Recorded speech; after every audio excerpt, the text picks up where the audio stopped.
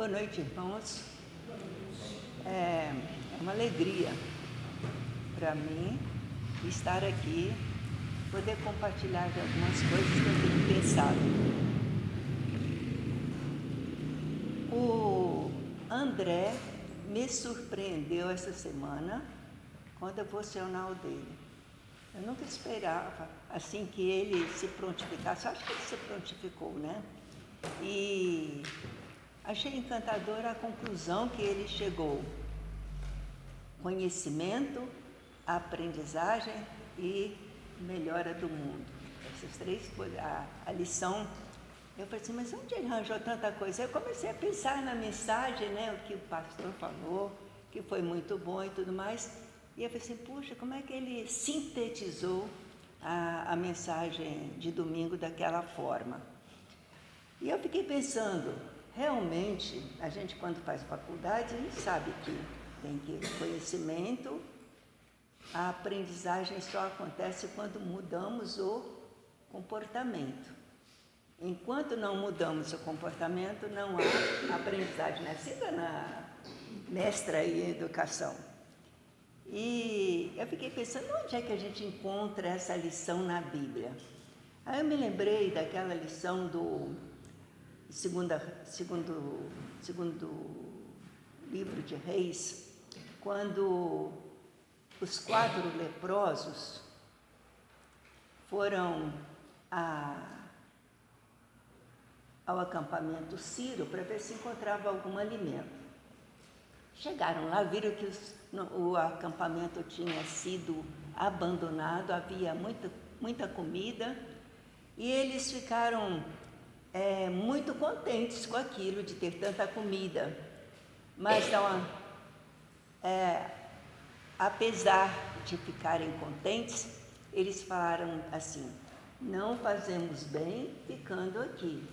Vamos à cidade falar com o rei o que aconteceu, que o acampamento está vazio. E eles foram, quer dizer, eles nem aproveitaram aquele conhecimento. E chegaram lá, o rei falou assim, não pode ter acontecido isso. Vai lá, 5 cavalos estão sobrando na cidade, passa uma carroça aí e vai ver o que realmente aconteceu. Os soldados lá pegaram os cavalos, não sei se vocês se lembram bem da história, pegaram os 5 cavalos, saíram correndo para ver o que havia acontecido e foram perseguindo para onde os sírios poderiam ter ido. E os sírios, então, tinham jogado capa, arma, tudo assim pela estrada para a fuga ser mais rápida. E eles voltaram e falaram com o rei, olha, rei, realmente, os soldados foram embora. E o rei, então, avisou a cidade, todo mundo foi para a cidade saquear o acampamento dos sírios. E se livraram da fome que estava acontecendo. Então, nisso aí, a gente vê que o conhecimento implica em avaliar, comprovar se é verdade, se não, e mudança de comportamento. Quer dizer, primeiro uma informação, avaliar a informação correta, aí os soldados foram, o povo foi e resolveu o problema. Mas não é bem sobre isso. Eu quero dizer que às vezes a gente sabe determinadas coisas, conhece, pensa que conhece, mas o comportamento fica sempre o mesmo. E aí eu fui para Timóteo, tá? Eu gostaria que quem está com Bíblia, que abrisse, porque hoje não tem folhinha não, tá? Vamos ler Timóteo, 1 Timóteo 4, a partir do verso 11.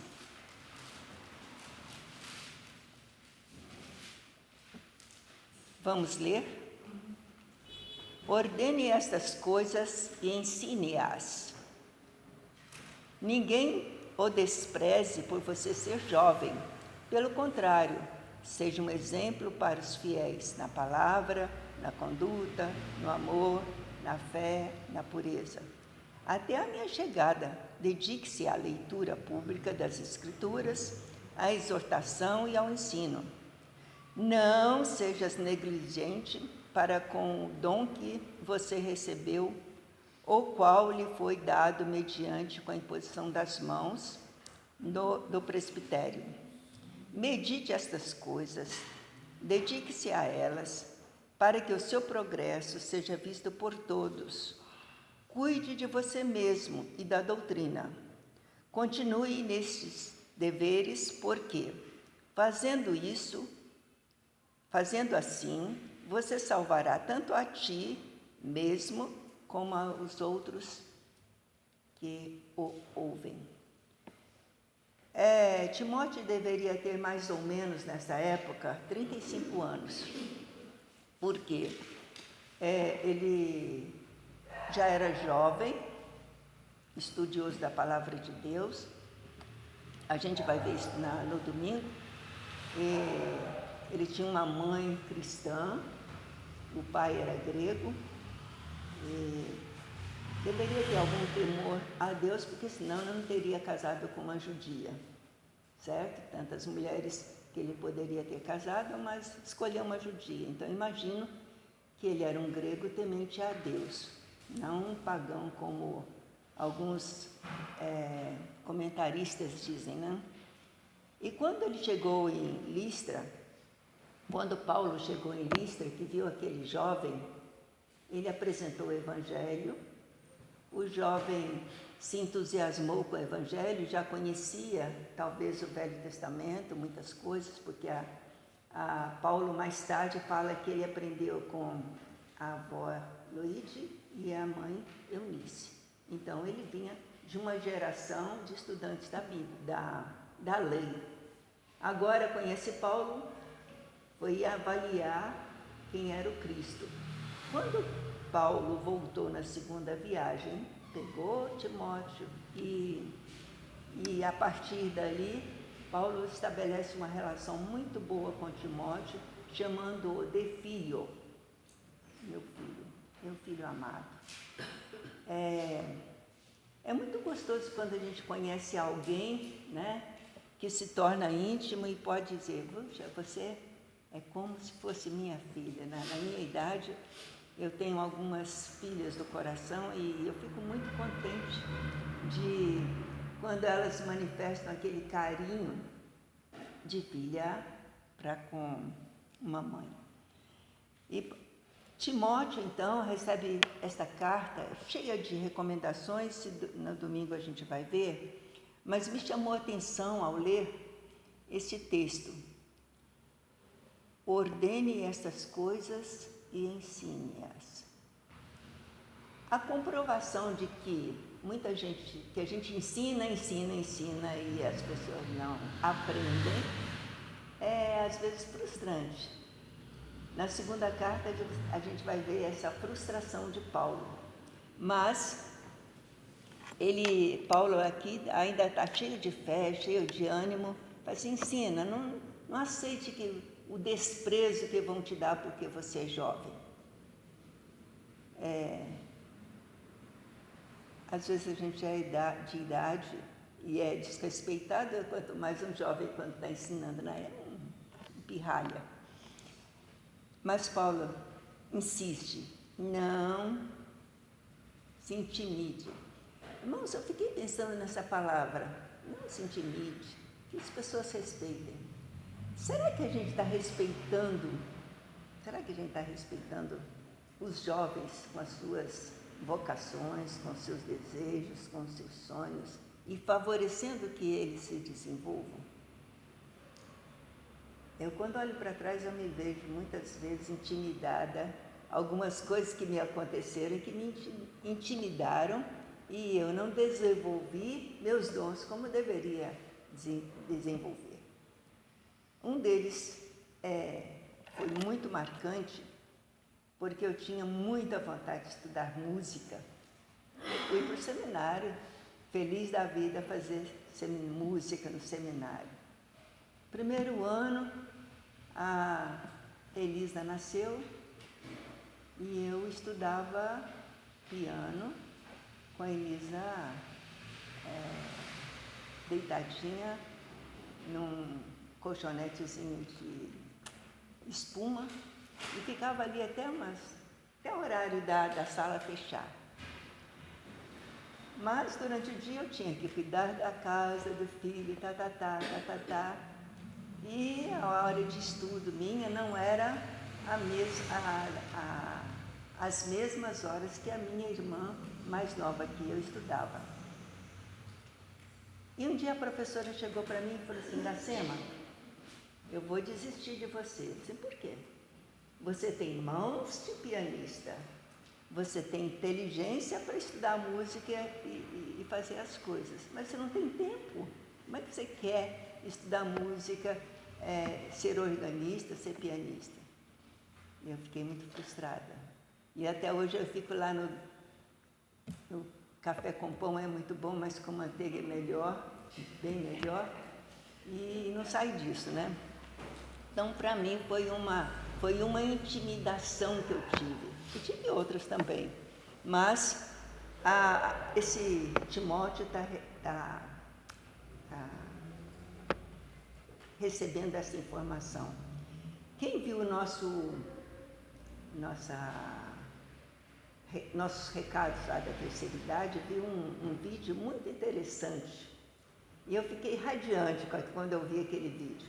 Passei logo para o Elias, porque a melhor idade é depois dos 60, né? E quem souber aproveitar isso vai até os 90 ainda, que é o auge entre 80 e 90. Já pensou você poder ainda aprender uma porção de coisas? E eu falei assim, eu vou falar com a nossa igreja, que é uma igreja, a nossa reunião de terceira idade, reunião da noite, é sempre mais pessoas idosas, né? Então, estimular a nós, essa palavra é para todos nós.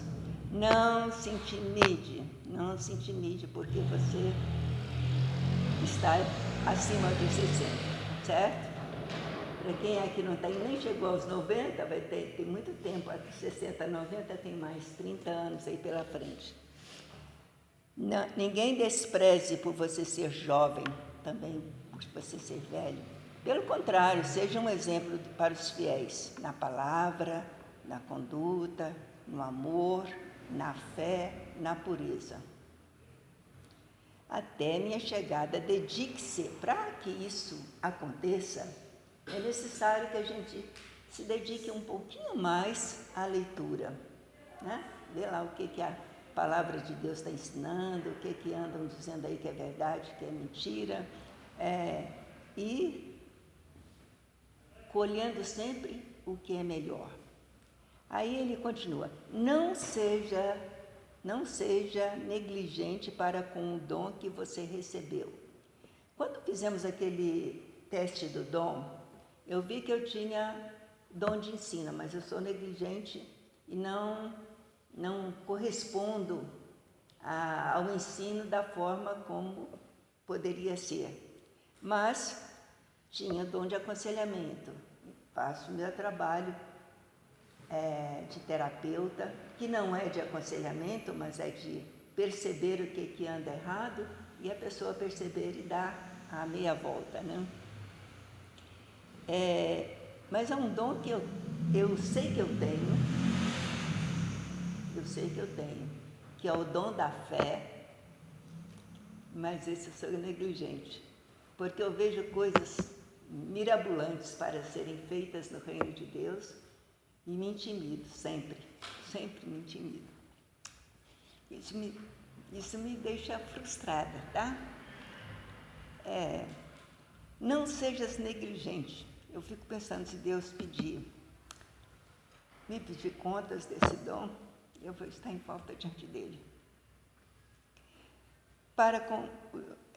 O qual lhe foi dado mediante imposição das mãos do presbitério. Aqui há uma coisa que nós batistas não fazemos, mas na igreja Renascer eles fazem. Sempre. Se você se apresenta à igreja para fazer um trabalho, a liderança coloca as mãos sobre a pessoa e ali é imposta às mãos, dando autoridade àquela pessoa para fazer o trabalho. Quando nós viemos para aqui, o pastor começou a enfatizar uma coisa que antes eu não sabia. Eu já sabia através de informações de pessoas do Renascer, mas não sabia o significado de pastoreio que Jesus falou. Você me ama, cuide das minhas ovelhas. Então, a tarefa de pastor não é somente daquele que recebeu. Aí eu aprendi aqui nessa igreja, tá? Nesses 30 últimos anos da minha vida. Que a tarefa de pastoreio não é somente para o pastor, é para todo aquele que ama Jesus e vê a necessidade do outro. Então, isso aí eu faço a minha tarefa de pastoreio, às vezes até sem falar de Jesus, às vezes até nem uso a expressão Jesus o Salvador, mas eu pastoreio. E achei interessante aquele casal que eu cuido deles aqui na igreja, o Ronaldo mais a Cláudia, eles já chegaram à conclusão: Iracema, eu já sei o que eu preciso de Deus. Assim, isso deixa para depois, é outra pessoa que vai falar que você precisa de Deus, porque não é a minha tarefa. Não falei assim dessa maneira, né? Mas descartei. Mas pastorear significa olhar para o outro, ver a necessidade do outro e então ajudar a resolver a necessidade do outro. Esse dom, que não, apesar de não ser colocado à mão, todo cristão tem e deve exercitar, porque faz muito bem. Aí ele fala assim: medite estas coisas e dedique-se a elas, para que o seu progresso seja visto por todos. Se eu sou tímida, eu estarei sempre me escondendo, né? Mas Paulo está recomendando, se você meditou, aprendeu, que isso seja visto pelas outras pessoas. Isso é muito difícil. Parece que é fácil, mas se fosse fácil, o mundo já teria transformado, porque 12 homens junto com Jesus, que saíram falar da ressurreição e da transformação que Cristo traz no nosso coração, se não houvesse muita timidez, eu acho que muito mais cristãos haveria na Terra.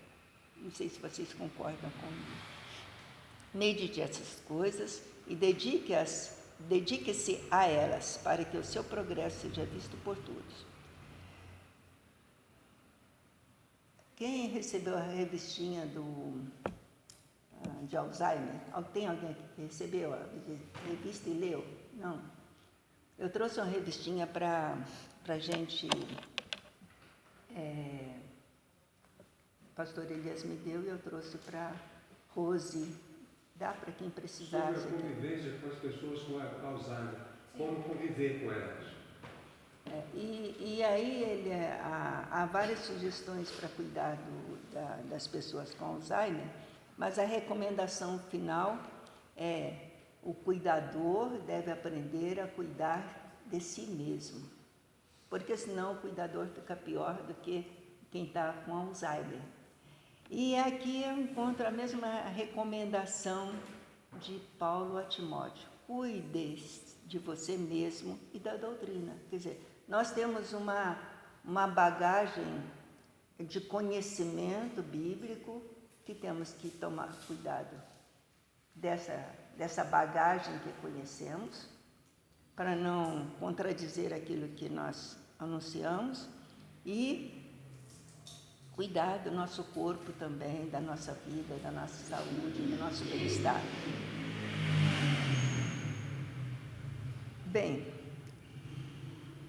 indo em frente, ele diz: continue nesses deveres, porque fazendo assim, veja só, preste bastante atenção, porque é isso aqui que eu quero chegar, tá? Porque fazendo assim, você salvará tanto a si mesmo, como aos que o ouvem. Fazendo assim, você salvará a si mesmo. Quer dizer, nós estaremos produzindo nosso bem-estar, fazendo estas coisas. A minha mãe dizia, quando ela via a gente assim, sem fazer nada, menino, vai trabalhar. Cabeça vazia, oficina de Satanás. Acho que todos os antigos sabiam disso, né? Cabeça vazia oficina de Satanás. E Satanás anda brincando com a gente. Vou falar isso aqui claramente. Satanás está brincando com os nossos corações, com as nossas mentes e com a nossa ação. Vamos dar lugar a ele ou vamos chegar à conclusão que estaremos salvos e ajudando o mundo a ficar melhor? Foi a conclusão da palavra do André. Conhecimento, aprendizagem, mudança de comportamento, transformando o mundo cada dia melhor. Irmãos, vamos considerar essas coisas e orar para que a gente não se perca. A gente não se perca, é muito fácil se perder, tá? Senhor nosso Deus e Pai, queremos te agradecer porque temos a Tua palavra como guia de vida, Deus. Te agradecer porque Jesus está do nosso lado, trazendo paz ao nosso coração e renovando também a nossa fé nele mesmo. O Teu Santo Espírito nos anima a cada dia. Muito obrigada por isso, ó Deus. E que nós possamos prosseguir até o momento final da nossa vida. Assim como Paulo chegou a dizer, combati o bom combate, acabei a carreira e guardei a fé. Passe a palavra, irmã.